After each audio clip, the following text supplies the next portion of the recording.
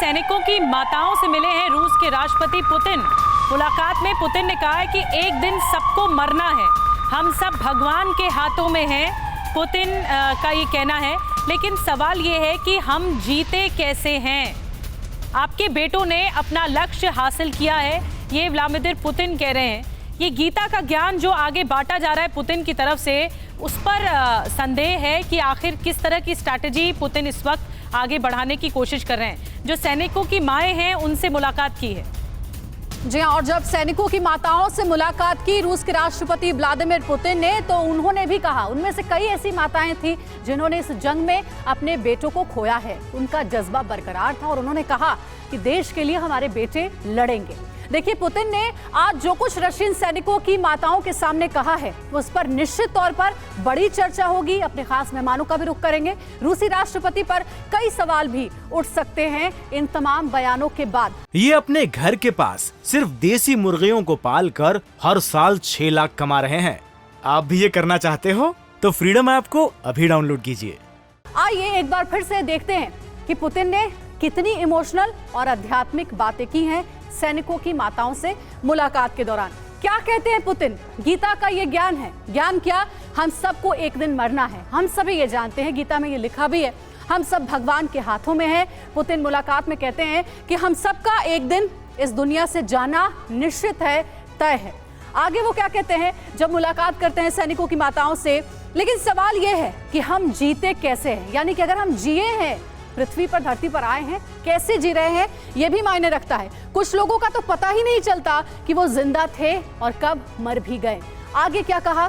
जिंदगी धीरे धीरे बीत ही जाती है, लेकिन बड़ा सवाल यह है कि आखिर पुतिन की इन बातों का असर कितना होता है उन सैनिकों के मोराल में। लेकिन यह पता नहीं चलता कि कोई व्यक्ति जीवित था या नहीं। तो ये बड़ी बातें कही गई हैं व्लादिमीर पुतिन की ओर से। और ये किसे कहा गया? सैनिकों की माताओं को कहा गया। एक विशेष मुलाकात हुई जिसमें सीक्रेट ऑपरेशन से जुड़ी भी कई बातें की गई। और अब हम आपको बताते हैं कि सैनिकों के परिवार से मिलने के आखिर पुतिन के मायने क्या हैं, क्योंकि सैनिकों के परिवार वालों की नाराजगी दूर करने की कोशिश हो सकती है पुतिन की तरफ से। मोबिलाइज सैनिकों को जबरदस्ती बॉर्डर पर भेजने पर नाराजगी होगी। यूक्रेन बॉर्डर तक पहुंच रहे हैं सैनिकों के परिवार वाले, उनमें कल भी गुस्सा देखने को मिला था। मॉस्को में भी काफी गुस्सा देखने को मिला था परिवार वालों का। रूस में कई जगहों पर क्रेमलिन के खिलाफ प्रदर्शन हो रहे हैं। जवानों को बॉर्डर से वापस लाने की मांग हो रही है। यूक्रेन वॉर लंबी खिंचने की वजह से लोगों में एक तरह से डिसअपॉइंटमेंट है, निराशा है, और इसी निराशा को दूर करने की कोशिश हो सकती है पुतिन की कि सैनिकों की माँओं से मुलाकात की जाए। सैनिकों के परिवार का मनोबल बढ़ाने की ये कोशिश हो सकती है। भारद्वाज सर, मैं आपके पास आ रही हूँ।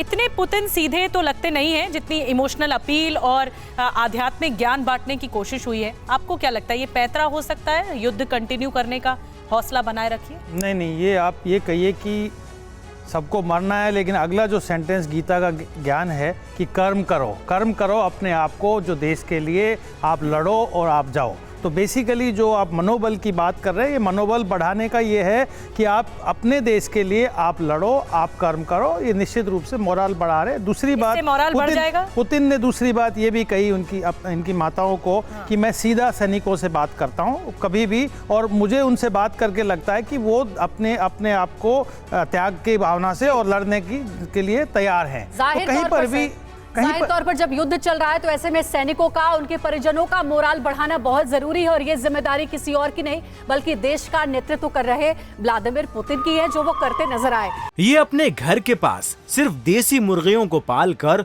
हर साल 6 लाख कमा रहे हैं। आप भी ये करना चाहते हो तो फ्रीडम ऐप को अभी डाउनलोड कीजिए।